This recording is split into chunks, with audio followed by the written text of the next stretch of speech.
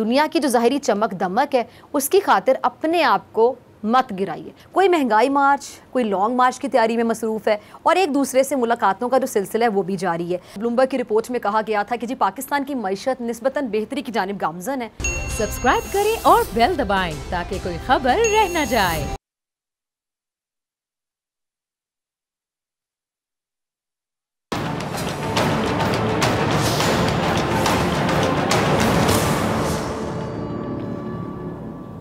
अस्सलाम वालेकुम नाज़रीन, मैं हूं डॉक्टर फ़िज़ा अकबर खान और मैं हूं पाकिस्तान और आप देख रहे हैं पाकिस्तान के सबसे बड़े न्यूज़ चैनल का नंबर 1 प्रोग्राम ऐसे नहीं चलेगा। प्रोफेसर साहब ने मुस्कुराते हुए कहा कि आज हम नहीं पढ़ेंगे। अब ये सुनकर सारे तलबा हैरान परेशान एक दूसरे का मुंह तकने लगे। अच्छा, प्रोफेसर साहब ने तलबा से कहा कि आज हम पढ़ने की बजाय चाय और कॉफ़ी पियेंगे और ये चाय और कॉफ़ी आपको मेरी तरफ से पेश की जाएगी। अभी से दौरान लेक्चर हॉल में कॉलेज का जो टी बॉय था वो दाखिल हुआ। उसके हाथ में कॉफ़ी के 2 बड़े से जग थे, साथ ही बहुत से कप थे, 2 जग और बहुत से कप। प्लास्टिक के कप थे, शीशे के कप थे, उनमें से बाज़ सादा से कप थे और बाज़ नहायत कीमती, खूबसूरत और बहुत ही नफीस कप थे। अच्छा, प्रोफेसर साहब ने कहा तमाम तलबा से कि सब अपनी मदद आपके तहत गर्मा गर्म चाय और कॉफ़ी लें। जब तमाम तलबा ने अपने चाय और कॉफ़ी के कप जो हैं वो हाथों में ले लिए तो प्रोफेसर साहब कहने लगे कि आप लोग ज़रा गौर करें कि सब ने तमाम नफीस, कीमती और देखने में जो हसीन कॉफ़ी कप थे वो उठा लिए, जबकि सादा और सस्ते कप को किसी ने हाथ भी नहीं लगाया, वो यूं ही रखे हुए हैं। अब एक तालिब इल्म ने पूछा कि सर आपकी बात का मतलब क्या हुआ, आप क्या समझाना चाहते हैं? प्रोफेसर ने जवाब दिया कि ये आम सी बात है कि आप अपने लिए सबसे बेहतरीन चीज़ का इंतखाब करते हैं, जो सबसे बेहतरीन होते हैं आप उसको चूज़ करते हैं, लेकिन यही सोच आपके कई मसाइल और जहनी दबाव की जड़ भी बन जाती है। अब सारे तलबा प्रोफेसर की बात सुनकर बहुत हैरान हुए कि प्रोफेसर साहब ये क्या कह रहे हैं। तलबा ने प्रोफेसर से पूछा कि सर अच्छी चीज़ का इंतखाब तो आला ज़ौक़ की अलामत है और ये मसाइल की जड़ कैसे हो सकती है आपके मुताबिक?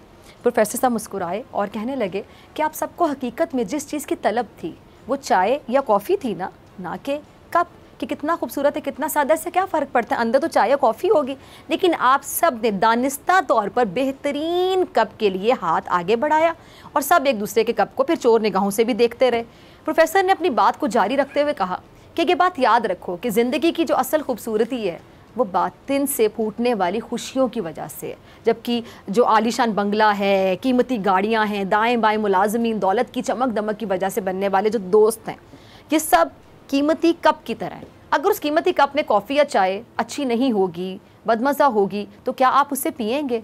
असल अहमियत ज़िंदगी, सेहत और आपके आला किरदार की है। बाकी सब कांच के बने हुए नाजुक बर्तन हैं और ज़रा सी ठेस लगने से ये जो बर्तन हैं ये टूट जाएंगे या इनमें समझ लें कि क्रैक तो आ ही जाएगा। और याद रखिए, दुनिया की जो ज़ाहिरी चमक दमक है उसकी खातिर अपने आप को मत गिराइए, बल्कि ज़िंदगी के असली जो जौहर हैं उनको उभारिए। तमाम तर तवज्जो सिर्फ कप पर मरकूज़ करने से हम इसमें मौजूद जो कॉफ़ी है या चाय है यानी ज़िंदगी से लुत्फ़अंदोज़ होने से महरूम रह जाते हैं। लिहाजा कप को अपने जहन का बोझ ना बनाएं, इस कप को जहन से निकाल दें, बल्कि इसकी बजाय जो अंदर चाय है, कॉफ़ी है, उससे लुत्फ़अंदोज़ हों। अच्छा, अगले दिन प्रोफेसर साहब ने क्लास का आगाज़ करते हुए अपनी जेब से एक पेंसिल निकाली और तमाम तलबा को दिखाते हुए कहा कि आज का सबक आप इस पेंसिल से सीखेंगे। पेंसिल में 5 बातें ऐसी हैं जो हम सब के लिए जानना बहुत ज़रूरी है। अब इस पर तमाम जो तलबा हैं वो बड़े तजस्सुस में पढ़कर पूछने लगे कि वो कौन सी 5 बातें हैं जो जानना बहुत ज़रूरी हैं। प्रोफेसर ने जवाब दिया, पहली बात कि पेंसिल उम्दा और अजीम काम करने के काबिल उस सूरत में हो सकती है जब वो ख़ुद को किसी के हाथ में थामे रखने की इजाज़त दे। दूसरी बात, एक बेहतरीन पेंसिल बनने के लिए वो बार बार तराशे जाने के तकलीफ़ दे अमल से गुज़रती है। तीसरी बात, पेंसिल उन गलतियों को दुरुस्त करने की अहलियत रखती है जो उससे सरजद हो सकती हैं। चौथी बात, ये पेंसिल का सबसे अहम हिस्सा हमेशा वो होगा जो उसके अंदर यानी उसके बातिन में होता है। और 5वीं बात, पेंसिल को जिस सतह पर भी इस्तेमाल किया जाए वो लाजमी तौर पर अपना निशान छोड़ जाती है, चाहे हालात कैसे क्यों ना हो। प्रोफेसर ने बच्चों को मुखातिब करते हुए कहा कि अब इस पेंसिल की जगह आप अपने आप को रख लें। अब सुनते जाइएगा 5 बातें। उन्होंने कहा कि आप भी उम्दा और अजीम काम करने के लिए काबिल उसी सूरत में हो सकते हैं जब आप ख़ुद को अपने उस्ताद या रहनुमा को उनके हाथों में ख़ुद को थामे रखने की इजाज़त दें। दूसरी बात, आपको बहुत बार तराशे जाने के तकलीफ़ दे अमल से गुज़रना पड़ेगा। ये मराहिल दुनिया में ज़िंदगी के मुख्तलिफ़ मसाइल की सूरत में आपके सामने आएंगे। एक मजबूत फ़र्द बनने के लिए आपको इन मसाइल का अच्छे तरीके से सामना करना होगा। तीसरी बात कि आप अपने आप को इन गलतियों को दुरुस्त करने के काबिल बना लें जो आपसे सरजद हो गई हैं। आप अपनी गलतियों को दुरुस्त करने के लिए काबिल बना लें। चौथी बात, हमारा सबसे कीमती असासा हमारे अंदर है, यानी हमारे अंदर का इंसान, हमारा बातिन, कि हमारे अंदर क्या छुपा हुआ है। हमें अपने बातिन को नफ़रतों से, कदूरतों से, हसद से बचाना है। और आखिर में पांचवी बात ये कि आप जिस सतह पर से भी गुजर कर जाएंगे, आप अपने निशान वहाँ ज़रूर छोड़ जाएं, चाहे हालात कैसे क्यों ना हो। और इस यकीन के साथ ज़िंदगी बसर करें कि इस दुनिया को आपकी ज़रूरत है, क्योंकि कोई चीज़ भी फजूल और बेमकसद नहीं होती है। अब नाज़रीन, कहानी तक तो ये बातें बहुत अट्रैक्टिव हैं, बहुत अट्रैक्ट करती हैं, लेकिन प्रैक्टिकली अगर देखा जाए, अमली तौर पर देखा जाए, तो हमारी ज़िंदगी में ज़ाती मफादात की तकमील की दौड़ के सिवा और कुछ नज़र नहीं आता है। सियासत में भी यही खेल चल रहा है। होना तो हालांकि ये चाहिए ना कि हमारे जो रहबर हैं अपने अपने इख्तियारात, अपनी अपनी ताकत के हिसाब से अवाम की उमंगों पर, ख्वाहिशात पर पूरा उतरने की कोशिश करें और लोगों को अपनी ज़ात से ज़्यादा खुशियाँ पहुँचाएँ। लेकिन हमारे रहबरों को कॉफ़ी के खूबसूरत कप की तरह इक़्तिदार की खूबसूरती नज़र आती है और वो खींचे चले जाते हैं उसकी तरफ, अट्रैक्ट होते हैं, उसके पीछे भागते हैं, बल्कि भागना शुरू कर देते हैं। वो एक पेंसिल की तरह नहीं बनना चाहते जो तराशने के अमल से गुजर कर ख़ुद को निखारना जानते। तराशने का अमल यकीनी तौर पर तकलीफ़ दे, और जब तकलीफ़ दे अमल से वो गुजरेंगे, तराशेंगे, तो निखर कर सामने आएंगे, लेकिन वो अमल से गुजरना नहीं चाहते। हमारे रहबर पेंसिल की तरह मसाइल से गुजरना चाहते ही नहीं है, बल्कि बदकिस्मती से वो ज़ाती लड़ाइयों की वजह से मुल्क और अवाम दोनों के लिए मज़ीद मुश्किलात खड़ी कर रहे हैं। पहले मुश्किलात कम है हमारे मुल्क में और ये मज़ीद खड़े करते चले जा रहे हैं, बजाय इसके कि दिलों की मैल को साफ़ किया जाए। हमारे जो कायदीन हैं इन नफ़रतों की मैल को मज़ीद गहरा करते चले जा रहे हैं। क्यों करते चले जा रहे हैं, कोई इनसे पूछे। और ये सारा चक्कर देखकर बेचारी अवाम चकराने लगी है, और चकराएं भी क्यों ना। मुल्क में इस वक्त सख्त तरीन हालात चल रहे हैं, कोरोना के वार तेज़ी से बढ़ रहे हैं, मुआशी बदहाली जो है, महंगाई के डंग मुसलसल अवाम को लगते चले जा रहे हैं, और अवाम को कहीं भी सुकून नहीं मिल रहा, उनको बदतरीन हालात का सामना करना पड़ रहा है। हुकूमत हर तरह कोशिश कर रही है, इस कोशिश में है कि किसी तरीके से अवाम को सुख का सांस फराहम किया जाए। अब जहाँ महंगाई का दौर है तो वहीं पे सेहत का जो शोबा है वो भी आपको पता है कि महंगे से महंगा होता चला जा रहा है। गरीब शख्स के पास महंगा इलाज कराने के लिए कहाँ है पैसे, नहीं है। अब ऐसे वक्त में वफाकी हुकूमत हेल्थ कार्ड मुतारिफ़ करवा चुकी है।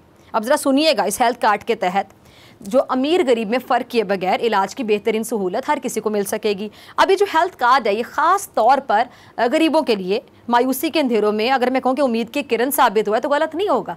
लेकिन सियासत करने वाले हेल्थ कार्ड पर भी सियासत करने लगे, इन्होंने हंगामा बर्पा किया हुआ है। हुकूमती जमात के कुछ मुखालिफिन तो इस हेल्थ कार्ड को हुकूमत की पॉइंट स्कोरिंग करार दे रहे हैं कि जी हुकूमत इलेक्शन में वोट हासिल करने के लिए ये हेल्थ कार्ड के बहाने क्या कर रही, कहते हैं नाटक कर रही है। यानी हुकूमत पर वो इल्ज़ाम लगाया गया जो नून लीग की पंजाब हुकूमत पर लगा करता था कि जी शहबाज शरीफ साहब ने इलेक्शन जीतने के लिए अपने आखिरी साल में मेट्रो बस बनाई। यानी ये कोई नई बात नहीं है। कोई भी अच्छा काम अगर यहाँ अल्लाह अल्लाह करके शुरू हो ही जाता है तो उसको रोकने का काम उससे भी ज़्यादा तेज़ी से उसी वक्त शुरू हो जाता है। अब हुकूमत ये दावा करती है कि जी वो सेहत की सहूलियात को बेहतर बनाने पर यकीन रखती है, क्योंकि माजी की किसी भी हुकूमत ने सेहत के शोबे में एटलीस्ट इतनी मेहनत नहीं की और ना ही कोई हॉस्पिटल बनाएंगे। और जाहिर बात है यही वजह है कि अपोजिशन के जो बड़े रहनुमा हैं वो पाकिस्तान में किसी एक अस्पताल में अपना इलाज कराना पसंद नहीं करते। उनको लगता है कि हॉस्पिटल को काबिल ही नहीं, क्योंकि बनाए नहीं, उनको पता है ना कि हमने बनाए नहीं तो क्या इलाज करवाएं जाके। एतमाद ही नहीं उनको पाकिस्तान के हॉस्पिटल्स पर। अब अगर देखा जाए माजी की जो हुकूमतें हैं उन्होंने नए अस्पतालों की तामीर पर उतनी तवज्जो नहीं दी जितनी देनी चाहिए थी। अब पंजाब हुकूमत दावा करती है कि जिसने सरकारी अस्पतालों के मेयार को, स्टैंडर्ड को बेहतर बनाया। अल्लाह करे ऐसा हो, अल्लाह करे। लेकिन ये बात मानने के लायक है जी सेहत कार्ड का जो इकदाम है वो हुकूमत का एक अच्छा इकदाम है, बल्कि ज़बरदस्त इकदाम है, और हमें उम्मीद करनी चाहिए कि हुकूमत के जो प्लान है इसमें एग्जीक्यूट भी हो। लेकिन अभी जो हो रहा है उससे तो ये लग रहा है कि अपोजिशन अब इस हेल्थ कार्ड से भी खुश नहीं है। और मुर्तज़ा वहाब साहब हेल्थ कार्ड पर एतराज़ात लगा रहे थे। ज़रा चलाइएगा उन्हीं की ज़बानी सुनिएगा क्या कह रहे हैं हेल्थ कार्ड के हवाले से मुर्तज़ा वहाब साहब। आपने मुर्तज़ा वहाब को, अब यहाँ सवाल ये उठता है कि पीपल्स पार्टी हो या फिर नून लीग हो, इन्हें इस हेल्थ कार्ड पर आखिर एतराज़ क्या है। हालांकि अपोजिशन आपको पता आए दिन गवर्नमेंट से क्या शिकवे शिकायतें करती है कि जी अवाम को, बेचारी अवाम को, गरीब अवाम को तिब्बी सहूलतें नहीं दी जा रही हैं, अवाम को अद्वियात महंगी मिल रही हैं। अब ऐसे में हुकूमत ने अगर गरीबों को सेहत के शोबे में सहूलत पहुँचाने का इरादा कर ही लिया है तो अपोजिशन इसकी मुखालिफत क्यों कर रही है। ऐसे में तो सिर्फ यही तासुर उभरेगा जो कि उभर रहा है कि जी ऑपोजिशन हुकूमत की हर मामले में सिर्फ टांगे खींचना चाहती है। क्यों? सिंपल सी बात है, ताकि हुकूमत कोई काम कर ही ना सके, और जब कोई काम कर नहीं सकेगी तो आइंदा इंतखाबात में ज़ाहिर बात है नाकामी का सामना करना पड़ेगा इस हुकूमत को। अब आज के दौर में गरीब के लिए 2 वक्त की रोटी पूरी करना मुश्किल हो गया। अब ऐसे हालात में सेहत कार्ड गरीब की बोझ पर, जो जेब है उस पर यकीनी तौर पे बोझ नहीं बनने देगा ना। तो हुकूमत के इस इक़दाम की अगर खुले दिल के साथ तारीफ़ कर ली जाए तो करनी चाहिए, लेकिन उसके लिए ज़र्फ़ चाहिए होता है। ज़र्फ़ यहाँ पर अगर किसी के पास होगा तो तारीफ़ करेंगे अच्छे इक़दाम की भी। यहाँ पर तो हर कोई तनकीद करने के लिए बैठा हुआ है, टांगे खींचने के लिए बैठा हुआ है। अब नज़ीर काबिल गौर बात वो ये कि आम आवाम अब भी ये जो सरकारी हॉस्पिटल्स हैं हमारे, क्या उस पर मुकम्मल एतमाद करती है? मुकम्मल क्या, मेरे ख्याल से मुकम्मल का आधा कर लें, आधा एतमाद भी नहीं करती है। शायद एक किस्म का ये स्टीरियोटाइप बन गया है कि जी जो सरकारी हॉस्पिटल्स हैं वहाँ पे बेहतर इलाज हो ही नहीं सकता, और आवाम की यही कोशिश होती है कि वो अपने बजट में रहते हुए किसी तरीके से किसी भी अच्छे हॉस्पिटल में अपना और अपने प्यारों का इलाज करवा लें, किसी भी प्राइवेट हॉस्पिटल में जो आपकी पहुँच में आता है। अब यही वजह है कि हुकूमत ने सेहत कार्ड के ज़रिए आवाम को ये रिलीफ दिया कि वो जिस मर्ज़ी हॉस्पिटल में चाहें अपना और अपने प्यारों का इलाज करवा सकते हैं। लेकिन ऑपोजिशन का ख्याल है कि हुकूमत सरकारी अस्पतालों को बेहतर बनाने के बजाय प्राइवेट हॉस्पिटल्स को फ़ायदा पहुँचा रही है। यानी अगर देखा जाए तो सीधा सीधा हुकूमत पर इल्ज़ाम लग रहा है कि जी वफाकी हुकूमत यहाँ भी अपनों को नवाज रही है, और इसीलिए मुर्तज़ा वहाब भी हुकूमत पर इल्ज़ामात की बुछाड़ कर रहे थे कि जी हुकूमत ने जो सेहत कार्ड है उसका मंसूबा निकाल कर इस बात का एक्चुअली इतराफ़ कर लिया कि जी हुकूमत सरकारी अस्पतालों के निज़ाम को बेहतर बनाने में बुरे तरीके से नाकाम हो गई है। और मुर्तज़ा वहाब ने सेहत कार्ड को बहुत बड़ा स्कैंडल तक करार दिया। लेकिन सेहत कार्ड एक स्कैंडल है, और साथ ही इल्ज़ाम भी लगाया कि हुकूमत ने सरकारी फ़ंड्स को प्राइवेट अस्पताल में डाइवर्ट कर दिया। अच्छा, बिन इल्ज़ामात के जवाब में हुकूमत खामोश तो नहीं बैठेगी, ज़ाहिर बात है। यहाँ एक बात करता है तो दूसरा जब कहता है उसको नींद नहीं आती। अब हुकूमत क्या कहती है कि इस सेहत कार्ड से तमाम जो सूबे में फ़ायदे उठाएंगे, लेकिन सिंध की अवाम इस सहूलत से फ़ायदा नहीं उठा सकेंगे। क्यों? क्योंकि सिंध हुकूमत विफाक से अना की वजह से सेहत कार्ड को सिंध में मुतारिफ नहीं करवा रही। जबकि मुर्तज़ा वहाब हुकूमत के इस इल्ज़ाम का जवाब दे रहे हैं कि जी ऐसा कुछ भी नहीं है जैसा कहा जा रहा है, बल्कि सिंध हुकूमत को अपने सरकारी अस्पतालों में बड़ा भरोसा है, बड़ा एतमाद है, और सिंध हुकूमत ने सरकारी अस्पतालों के स्टैंडर्ड को सबसे बेहतरीन परफेक्ट बनाया हुआ है। इसलिए सिंध की आवाम को सेहत कार्ड की कोई ज़रूरत ही नहीं है। जबकि सिंध हुकूमत के इस मौके पर हसन खावर कुछ फरमा रहे हैं, क्या कहते हैं वो कि जी बिलावल का अगर यही रवैया रहा तो फिर सिंध की आवाम को अगले इंतखाबात में इनकी कोई ज़रूरत नहीं रहेगी। ज़रा चलाइएगा हसन खावर साहब का क्लिप। सुना आपने हसन खावर का। हुकूमत का सीधा सीधा मौक़िफ़ ये है कि जी जब हुकूमत कोई सहूलत देना चाहती है तो अपोजिशन फिर अवामी मसले के हल होने पर खुश होने की बजाय मुखालफत करना शुरू हो जाती है। और यही बात हसन खावर भी कह रहे हैं कि जी हेल्थ कार्ड से जो बदकिस्मत सूबा फ़ायदा नहीं उठाएगा वो सिंध होगा। और हसन खावर साहब शायद ये समझते हैं कि पीपल्स पार्टी मुखालफत बराए मुखालफत की सियासत से अगले इंतखाबात में बहुत ज़्यादा नुकसान उठाएगी, ना सिर्फ नुकसान बल्कि बहुत ज़्यादा नुकसान। अब नाज़रीन, अवामी फलाह पर ये जो मुखालफत है ये ऐसे ही नहीं है।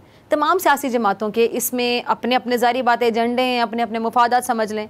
जैसे कि अभी हसन खावर साहब क्या फरमा रहे थे कि नवाज शरीफ डील और ढील के बहाने तलाश कर रहे हैं। नवाज शरीफ अपनी वापसी से मुतालिक कोई पहलू तलाश करने में लगे हुए हैं जो उनको मिलना नहीं है। और अच्छा, हुकूमती तर्जुमानों का ये भी ख्याल है शायद कि जी नवाज शरीफ पर अब लंदन की जो ज़मीन है वो इतनी तंग हो गई है कि अनकरीब उनके पास पाकिस्तान वापसी के अलावा कोई ऑप्शन ही नहीं होगी, कोई चारा ही नहीं रहेगा, और नवाज शरीफ सीधा जेल जाएंगे, पाकिस्तान आएंगे तो जेल जाएंगे। और छोटे मियाँ साहब की फनकारियाँ 16 अरब रुपए ऑप्शन के आगे दम तोड़ चुकी हैं। जबकि मरियम औरंगज़ेब हुकूमत पर एक इल्ज़ाम लगा रही हैं कि जी हुकूमत ने कोविड फ़ंड के अंदर फनकारियाँ दिखाई हैं। यानी वो ये बड़ा इल्ज़ाम लगा रही हैं कि कोविड फ़ंड में हुकूमत ने खुर्द बुर्द की है। ज़रा सुनिएगा मरियम औरंगज़ेब को।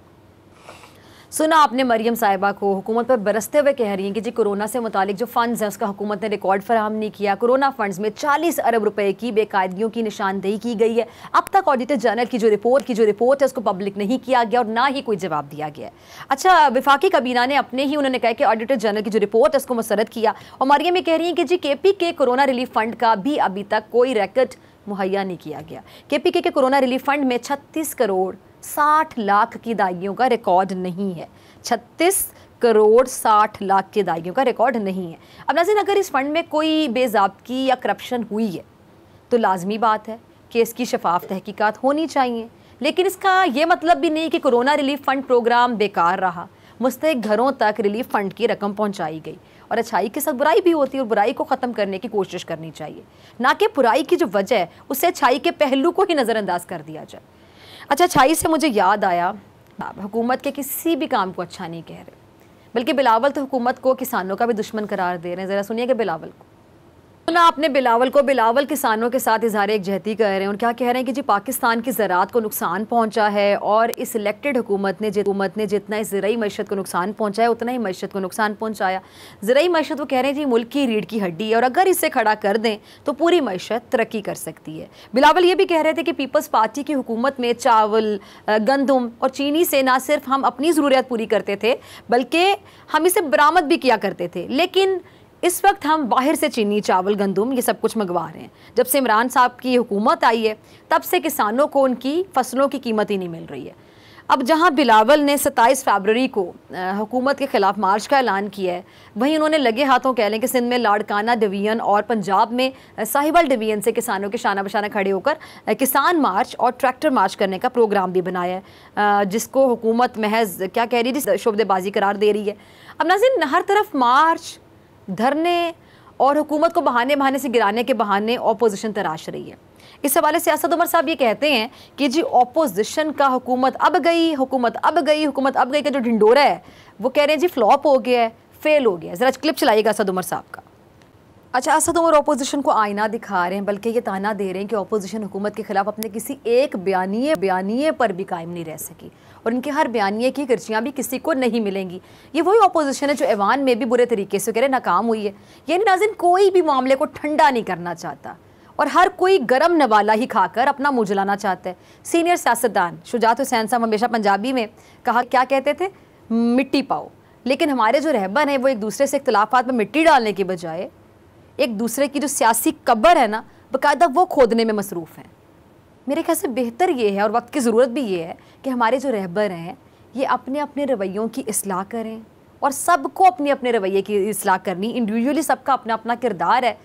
वरना जैसे चल रहे हैं, जो इनके रवैये अभी हैं, जिस तरह का वतीरा उन्होंने अपनाया हुआ जो करते हैं, अगर ऐसे ही चलता रहा तो ऐसे कैसे चलेगा? ऐसे नहीं चलेगा। मिलते हैं ब्रेक के।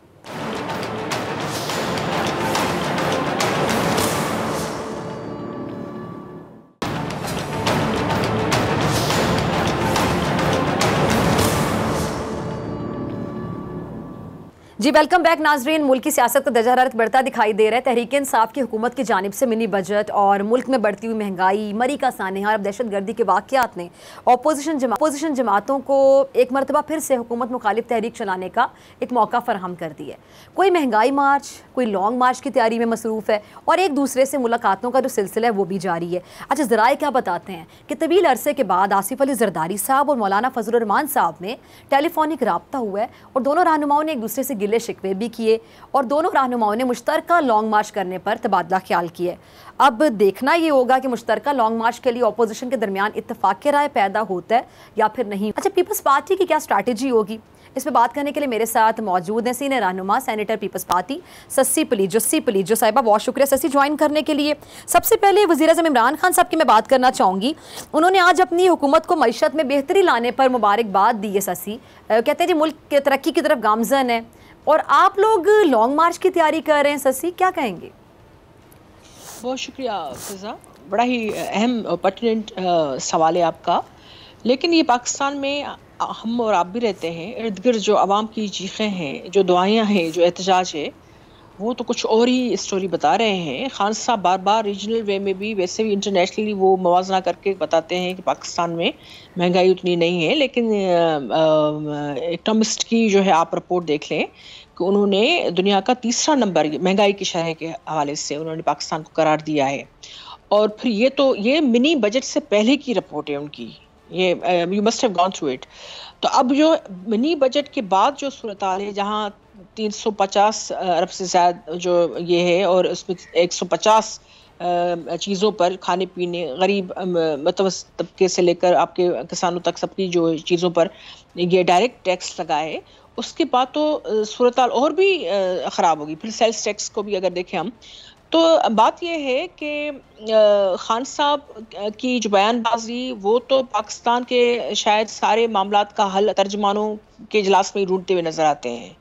हकीकत यह है कि आज भी पूरे पाकिस्तान में आप देख लें, रैंडम वे में हम देख लें कि लाड़काना से लेकर आपके सभी क्लास साहिवाल तक आज भी मुख्तलिफ जो है वो मार्चें, धरने हैं और एहतजाज हैं, और ख़ास करके महंगाई के हवाले से इसी वजह से हमने भी लॉन्ग मार्च जो है अपना 27 का रखा है, जिसके मेन जो अहम जो एक एजेंडा है वो महंगाई है। अब ये शरह आप खुद इनकी, आप दूसरों को भी छोड़ दें, जो इदारा शुमारियात है उसकी हफ्तेवार या माहवार जो आप देख लें आदाद शुमार, तो उसमें ही आपको पता चल जाएगा कि सूरत हाल इस वक्त क्या है।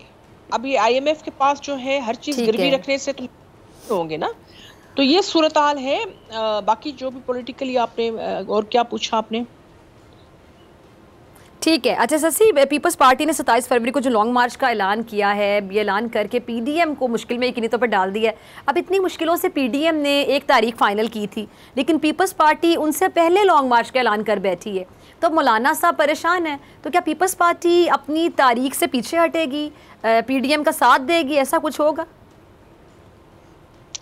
फिजा हमेशा ख्वाहिश तो हमारी यही रही है, और यही जहन में रखते हुए PDM को भी आपने देखा होस्ट हमने किया था, ब्रेन चाइल्ड हमारा था ये, और कोशिश थी कि हिकमत अमली जैसे ऐवान में पार्लियामेंट में मुतअद्दा अपोजिशन की यकसा होती है वैसे ही बाहर भी हो, लेकिन कुछ नादान हमारे दोस्त जो है गलत फैसलों की वजह से, गलत जल्दबाजी में, तो हमने ज़ाहिर बात है हम तो वैसे ही मैदान में, पार्लियामेंट में भी, पार्लियामेंट से बाहर भी। अब ये कि राब्ते तो होते रहते हैं, मौलाना साहब भी हमारे लिए मोहतरम हैं, एहतराम लायक हैं, वो आसिफ साहब हों या बिलावल साहब हों, बड़ा ही उनको इज़्ज़त की निगाह से देखते हैं। या PMLN के साथ भी पार्लियामेंट में हम एक साथ जो है हिकमत अमली बनाते हैं। अपोजिशन लीडर हमारे भी शहबाज शरीफ साहब हैं, लेकिन पार्लियामेंट से बाहर जो है हिकमत अमली अब तक जो है PDM से अलग होने के बाद जो हम शौक से नहीं हुए थे ज़ाहिर बात है, लेकिन हम इस वक्त उनके साथ नहीं हैं।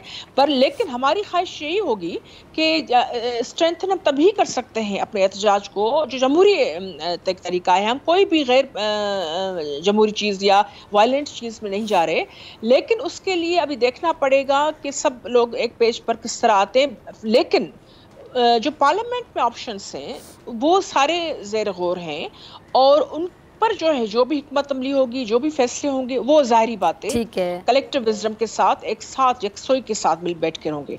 पार्लियामेंट के बाहर हमारी लॉन्ग मार्च 27 को है, वो हमारा हक है, हम अपने मैनिफेस्टो, अपने मंशूर के मुताबिक आगे जाते हैं। वैसे में PDM में भी जब थे तो हमारा कोई मंशूर नहीं था, लेकिन हम ज़ाहिरी बात है एक लिमिटेड कंपनी तो नहीं थी, नया इलेक्शन का वो इत्तेहाद था। जी ठीक है। अच्छा शशि, मुस्लिम लीग नून के रहनुमा ख्वाजा आसिफ साहब ने भी एक TV शो में ऐसा कहा है कि जी बेहतर होगा कि हम पीपल्स पार्टी के 27 फरवरी को ऐलान करदा लॉन्ग मार्च में मिलकर मार्च करें। तो ये तो आप लोगों की जीत हो गई कि PDM और नवाज लीग आपके लॉन्ग मार्च में शामिल होना चाहती है। फिजा मुख्तलिफ लोगों की मुख्तलिफ आरा है, लेकिन मेरे ख्याल में PMLN भी ज़रूर, या JUI भी, उनके जो बहुत सारे मेजॉरिटी लोग जो हैं, ज़रूर उनकी ख्वाहिश होगी कि पार्लियामेंट की तरह ही बाहर भी हमारी हिकमत अमली या हमारा जो महवर है वो एक ही हो, जदोजहद भी इस तरह। लेकिन बहरहाल उसमें देखना पड़ेगा। फिलवक्त तो हमारी लॉन्ग मार्च जो बिल्कुल डिटरमिन्ड है उस हवाले से, वो तय है, उसकी तैयारियां भी हैं, और हमने अपने डिवीजनल हेडक्वार्टर्स हो या डिस्ट्रिक्ट हेडक्वार्टर्स उसमें तैयारी शुरू कर दी है। मैं आपको बताऊं कि जब PDM में भी हम थे तो लॉन्ग मार्च का जब पड़ाव आया तो उसकी भी सबसे पहली तैयारी पीपल्स पार्टी ने की थी।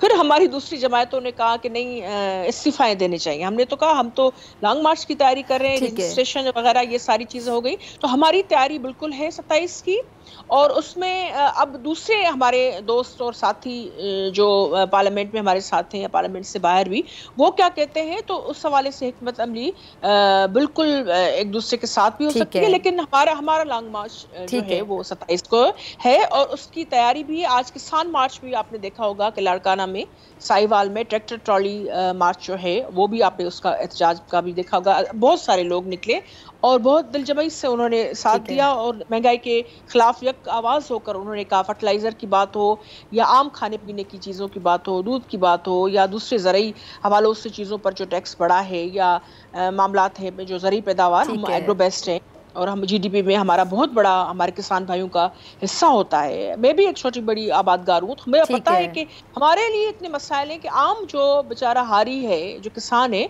वो इस हुकूमत में वो भी कितना पिस रहा है। उस हवाले से हिकमत अमली वो भी हमने बनाई है, उस पर हम अमल कर रहे हैं हमारे लोग। अच्छा ससी, एक तासुर ये जा रहा है, ये बात बहुत ज़्यादा की जा रही है कि जी इन हाउस तब्दीली के हवाले से ये लग रहा है कि जी अपोजिशन ने शायद हार मान ली है, क्योंकि अपोजिशन ने देख लिया कि जी उनके पास नंबर्स पूरे नहीं है, क्योंकि अब अदम एतमाद की तहरीक की बात हो ही नहीं रही है। क्या कहेंगी आप?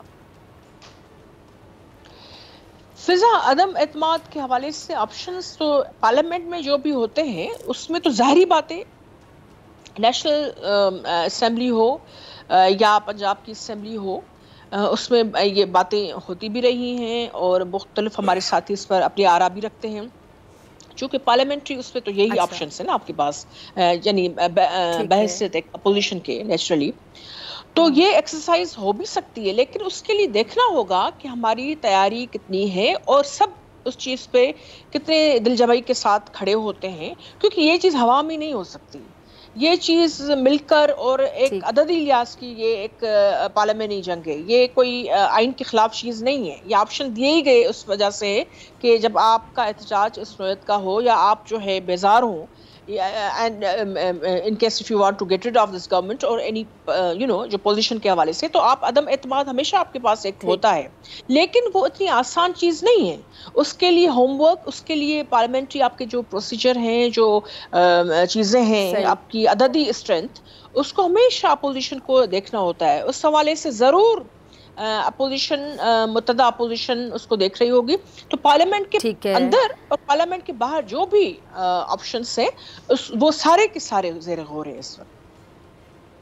ठीक है। अच्छा सर, ये सिंध की जो अपोजिशन जमातें हैं पीपल्स पार्टी से नाराज़ हैं बहुत ज़्यादा। पहले आपने बल्दियाती तरमीमी निज़ाम जो है वो मंजूर किया, फिर उसके बाद जमात इस्लामी के धरने में जाकर कमेटी बनाकर मुज़ाकरात का वादा किया, लेकिन उसके बाद पीपल्स पार्टी के वफ़द ने अब तक कोई रब्ता नहीं किया। तो ऐसे तो सिंध में बल्दियाती निज़ाम और जो बल्दियाती इलेक्शन है ये सब मुतनाज़े रहेंगे, तो कोई तो हल होगा ना, क्योंकि बात तो फिर हल से निकलती है ना, हल निकाला जाता है, सोचा जाता है कि क्या सोल्यूशन होगा।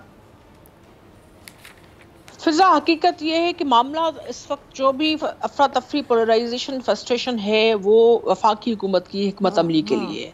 हमारे साथी जो यहाँ आकर सिंध हुकूमत को बुरा भला कहते हैं, वो पहले ये तो देखें कि पानी से लेकर आपके NFC तक जो भी मामलात हैं, महंगाई के होशरबा जो भी ये हम जो लका देख रहे हैं, अजाब देख रहे हैं, गुजर रहे हैं हमारे लोग, तो वहाँ तो उन्होंने चुप का रोज़ा रखा हुआ है ना।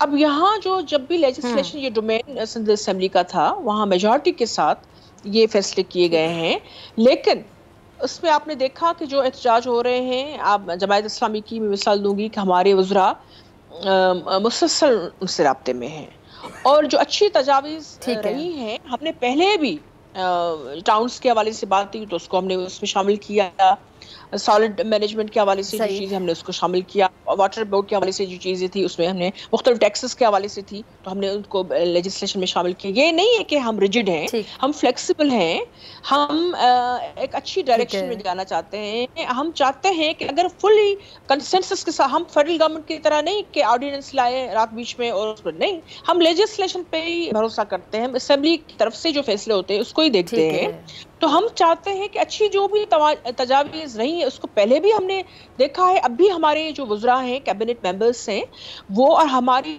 पार्टी की और चेयरमैन साहब की हितल इम्कान कोशिश है कि हमारा जो बल्दियाती निज़ाम हो उसमें जो हमने वादे किए हैं लोगों के साथ, उसको प्रैक्टिकली जो है उसको हम वो अमली जामा पहनाएं और जो रिजल्ट ओरिएंटेड हो, जो सबके लिए बेहतर हो, चाहे शहरी इलाके हों या रूरल एरियाज हों। ठीक है जी, बहुत शुक्रिया ससी, आपके वक्त से मुलाकात होगी ब्रेक के बाद, और ब्रेक के बाद बात करेंगे मईशत के हवाले से। मेरे साथ मौजूद होंगे मुजम्मिल असलम साहब।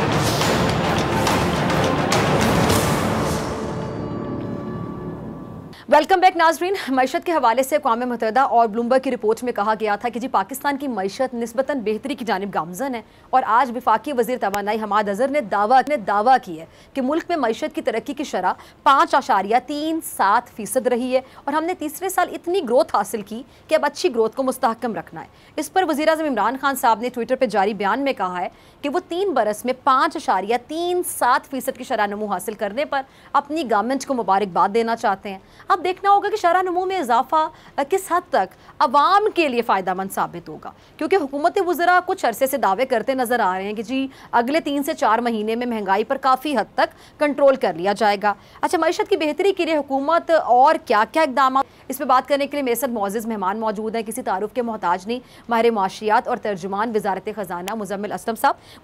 मुज़म्मिल, बहुत शुक्रिया ज्वाइन करने के लिए। मुज़म्मिल, वज़ीर आज़म इमरान खान साहब अपनी हुकूमत को मुबारकबाद दे रहे हैं कि जी पाकिस्तान की मईशत ने पिछले साल 5.37% की शरह से तरक्की की है। अब अवाम के लिए इसका मतलब आसान अल्फाज में समझा दें। मैं अक्सर प्रोग्राम में आपसे पूछती हूँ कि अवाम जब भी इस तरह की बात सुनती है, मईशत से रिलेटेड कोई अच्छी बात आप कर रहे हो टीवी पे, कोई और कर रहा हो, तो अवाम सबसे पहले अपना फ़ायदा सोचती है कि अच्छा महंगाई कम होगी, हमें क्या फ़ायदा मिलेगा। देखें, बात यह कि मौसम जितना भी अच्छा हो, अगर आपको कोई तकलीफ है, पेट में दर्द है या टांग में दर्द है या सर में दर्द है, तो वो आपको मौसम उतना ही बुरा लगता है।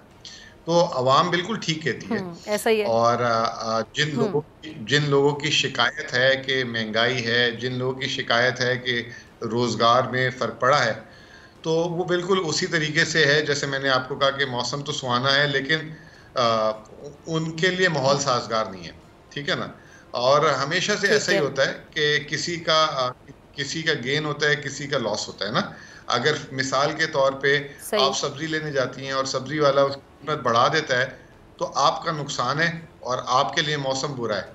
और जो बढ़ा के बेचता है उसके लिए फायदा है, तो उसके लिए अच्छा है। हाँ, तो मईशत जब बोलते हैं, जब हुकूमत बोलती है कि मईशत बड़ी अच्छी सिफ्त में जा रही है, तो जिनके लिए मौसम अच्छा नहीं होता वो कहते हैं झूठ बोल रहे हैं और ये जो है गलत बयानी कर रहे हैं। मसला ये होता है कि जब हमारी हुकूमतों की या जो मईशत के नंबर आते हैं ना, तो वो सारों को जोड़ के दिए जाते हैं। यानी कि अभी अब हमारा नंबर आया 5.4% ग्रोथ, यानी कि आज से 1 साल पहले अगर मुल्क में 100 रुपए सारों ने मिलके कमाए थे, उसके अगले साल सबने मिलके 105 रुपए कमाए। ठीक है ना। अब वो उसमें बहुत सारे लोग हो सकते हैं, उनके 100 की जगह बेरोजगारी हो गई, उल्टा नुकसान हो गया, तो वो उस चीज को कहते हैं नहीं जी हालात ऐसे नहीं अच्छे और हालात बुरे हैं और ये हुकूमत के तर्जुमान या हुकूमत इसमें गलत बयानी करी है। तो ऐसा नहीं होता। अब बात ये है कि ये जो हमारी जो ग्रोथ आई, ये ग्रोथ किस तरह की थी? ये सेहतमंद ग्रोथ थी या ये इस सेहतमंद ग्रोथ का मतलब ये होता है कि आपकी यानी जिंदगी ज़्यादा बढ़ जाए क्योंकि आप सेहतमंद हैं। तो पहली दफ़ा ऐसा हुआ है कि ये जो ग्रोथ आई है 5.37%, ये बगैर खसारे के आई। सिर्फ $2 अरब खसारा हुआ। मुस्लिम लीग नून ने जब 5.5% ग्रोथ की थी 2018 में, तो $20 अरब का खसारा किया था। उसकी वजह से $8 अरब खजाने से खाली हुए थे और $8 अरब का उन्होंने कर्जा लिया था उस साल। तो ये हमारी हुकूमत ने 5.4% जो ग्रोथ आई है, इसमें सिर्फ $2 अरब का खसारा किया। हमारे जो ज़र मुबादला के ज़खायर हैं उल्टा $5 अरब से बढ़े, हमारी रेमिटेंसेस बढ़ी। और दूसरा जो मुल्क के अंदर पैदावार हो रही थी, यानी कि ज़राअत हो गई, इंडस्ट्री हो गई, सर्विसेज, तमाम शोबों में जो है ग्रोथ आई। जहाँ पे पिटाई हुई है, मैं आपको बता देता हूँ कहाँ पिटाई हुई है। आपको पता है कोरोना की वजह से शादी हॉल्स बन रहे हैं, टैक्सीज बन रही, ट्रैवल बन रहा है, रेस्टोरेंट बन रहा है, होटलिंग बन रही, मतलब जो जाके सफर करते हैं ये स्कूल्स बन रहे हैं। बहुत सारी ऐसी सर्विस इंडस्ट्री शहरों से लिंक थी, वो उसमें बहुत सारे लोगों का बहुत नुकसान हुआ है। इसमें कोई शक की शुबा की बात नहीं। और बहुत सारे लोगों का रोजगार का नुकसान हुआ। और फिर दूसरा ये कि जो दिहाड़ीदार लोग काम करते हैं उनको भी नुकसान हुआ। तो ये, लेकिन मैंने आपको बात बताई, जब हम ग्रोथ की बात करते हैं तो हम मजमूई बात करते हैं। तो किसी ने ज्यादा कमाया, किसी ने कम कमाया, लेकिन पाकिस्तान के लिए बहुत बड़ी कामयाबी। अच्छा मुज़म्मिल के ठीक है। अच्छा, स्टेट बैंक के हवाले से ऑपोजिशन एक इल्ज़ाम लगा रही है कि जिसका कंट्रोल जो है वो IMF के पास चला गया है, और वज़ीर ख़जाना शौकत तरीन साहब ये कह रहे थे कि स्टेट बैंक पर हुकूमत पाकिस्तान का कंट्रोल बरकरार रहेगा। तो आवाम बड़ी कंफ्यूज है, स्टेट बैंक के हवाले से IMF की जो शराइत हैं वो क्या हैं, और ऑपोजिशन जो कह रही है इस बात में कितनी सदाकत है, इतना शोर जो मचा हुआ है क्यों मचा हुआ है ये?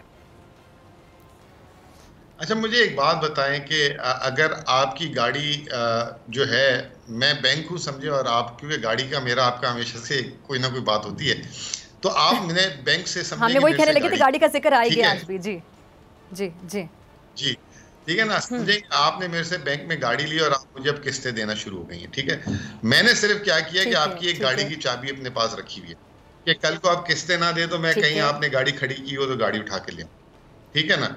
तो ये जो है इसको कहते हैं कंट्रोल, के बैंक के पास कंट्रोल आ गया उसका ना, कि ये किसी वक्त भी रात को कहीं आप गाड़ी खाने पीने गई, मैं उठा के ले आया, ठीक है ना। स्टेट बैंक का जब ये ऑपोजिशन कहती है कंट्रोल IMF को दे, तो ये एक बात बताएं कि हमने उसकी मलकियत स्टेट बैंक को दे दी आया, या उसमें जो मुलाजिम रखने हैं, गवर्नर रखना है, डिप्टी गवर्नर रखने हैं, बोर्ड ऑफ डायरेक्टर रखने हैं, वो कोई IMF का नुमाइंदा होगा उसमें, ठीक है, या IMF ने ये बोला होगा कि हम उनसे अप्रूवल लेंगे और फिर उसके बाद रखें। तो ऐसी तो कोई शराइत ही नहीं है। हमेशा से इस मुल्क में एक ही बात, ये बार बार ये जो सारे जमहूरियत जो हम ऊपर से बोलते हैं और खुद अंदर से गैर जमहूरी होते हैं ये सारे सियासतदान खास तौर पे, वो हमेशा क्या कहते हैं, खुद मुख्तारी, और जिसका जो काम है उसको करने दिया जाए, यही बोलते हैं ना, इदारे अपने हदूद से बाहर ना निकले। बिल्कुल। तो ये जो है हमेशा से वजारत खजाना अपने हदूद से बाहर थी और स्टेट बैंक को इदारे के ऊपर कब्जा करके बैठी हुई थी, अपनी निजी कंपनी बनाई हुई थी, निजी सियासी सेल बनाया होता था, वहां से पैसे प्रिंट कराते थे, आने वाली नस्ल पे कर्जा चढ़ाते थे, उल्टे सीधे खराजात करते थे, लोगों को खरीदते थे, इधर उधर करते थे। आज हमने अगर उसकी पाबंदी लगा दी है तो इस पे क्या गुनाह किया है, और ये पाबंदी लगाने से पहले हम 2 साल से इस पे अमल कर रहे थे। एक होता है ना कि सड़क में जाके एक आदमी जो है बार बार बोल रहा है चलो बच्चों नमाज पढ़ो, और खुद जो है नमाज ना पढ़े। पहले हमने इस पे अमल किया, फिर उसके बाद तलकीन की, और अब उसको कानून की शक्ल दी हमने। ठीक है जी। अच्छा, मुज़म्मिल, एक्सचेंज कंपनीज ने कहा है कि जी वो गवर्नमेंट की जानिब से जो लगाए गए विद होल्डिंग टैक्स है इसका बोझ सारिफिन को मुंतकिल कर देंगे, और फिर सारिफिन को $1 पर 20 रुपये से जायद का इजाफी बोझ बर्दाश्त करना पड़ेगा। और ये जो विद होल्डिंग टैक्स है इसके नफाज के बाद जो डॉलर की कीमत है वो 200 रुपये से भी ऊपर जाने का इम्कान है। क्या कहेंगे इस हवाले से? ये तो वो जैसे पहिया जाम हड़ताल नहीं करते जो लोग अक्सर, बीच में आपको पता है कभी कोई हड़ताल, कभी ट्रक वाले कर देते हैं, बीच में पेट्रोल पंप वालों ने भी की, ये उस तरह की धमकी लगाई। फर्ज करें कि अभी आपको FBR जो है एक टैक्स का नोटिस भेज दें और आप बोल वाले को बोलेंगे जी ये टैक्स मेरा जो है तुम भरोगे, वरना जो है 2 लाख रुपए मुझे फालतू दो जो टैक्स आया, वरना मैं जो है नहीं आऊंगी। ऐसा तो नहीं हो सकता ना, ठीक है ना। तो ये इनका 2014-15 का कोई जाती टैक्स जो कंपनी का है, कहते हैं जी टैक्स का नोटिस वापस लो, वरना हम ये टैक्स की वसूली आवाम से करेंगे। भाई आप पे टैक्स आया ना, मेरे पे तो नहीं आया, मैं सस्ता डॉलर बेच दूंगा, तो आप डॉलर का रेट कैसे बढ़ाएंगे। और दूसरा, स्टेट बैंक ऊपर बैठा हुआ है एक्सचेंज कंपनी का रेगुलेटर, अगर कोई इस तरह करेगा तो कानून हरकत में आएगा। अच्छा, राज सवाल ये कि अगर उनका ऑब्जेक्शन है कि जी ये गलत टैक्स है, तो कानून आपको देता है अपने आप को डिफेंड करने के लिए, आप अपील करें, आप हाई कोर्ट चले जाएं, फिर सुप्रीम कोर्ट चले जाएं। ये क्या बात है कि आप मुज़म्मिल, एक और सवाल है, एक्सचेंज कंपनीज को कैसे रोका जाएगा गवर्नमेंट की जानिब से? किस चीज के लिए? ये जो कहा जा रहा है कि जी ये जो विदहोल्डिंग टैक्स है इसका बोझ सारिफिन को मुंतकिल कर दे रहा है, ऐसा होगा ही नहीं। नहीं, ये तो माजी का टैक्स है, कोई आज नया टैक्स थोड़ी लगा है, माजी का है, और अब ये टैक्स है भी नहीं। उनके पुरानी जिम्मेदारी थी जो उन्होंने टैक्स देना था। अगर वो कोई ऐसी हरकत करेंगे तो मतलब दुनिया जहां जो है डॉलर का यही सवाल है बिल्कुल, अगर दे सकता है बैंक,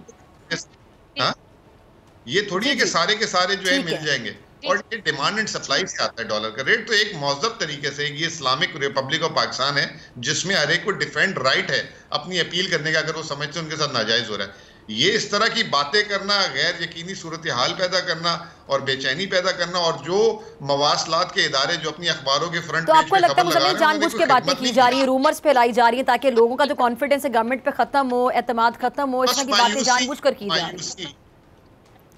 जी, मायूसी फैलाना, लोगों को गलत रास्ते पे लगा देना ताकि जो इस तरह की गेमें हो।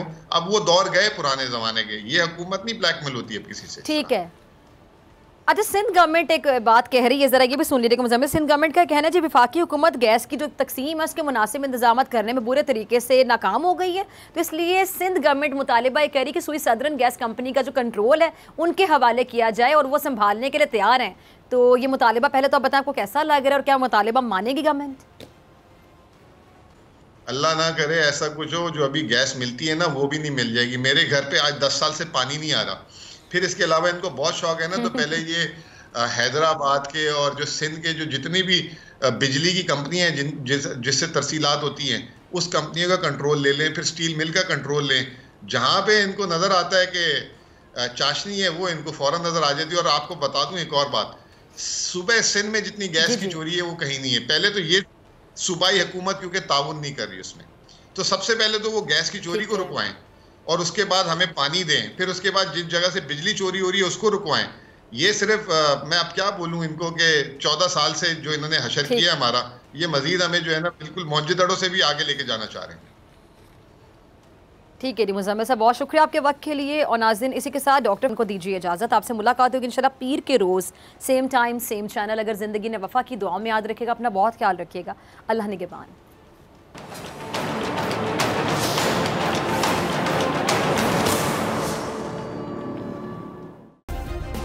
सब्सक्राइब करें और बेल दबाएं ताकि कोई खबर रह न जाए।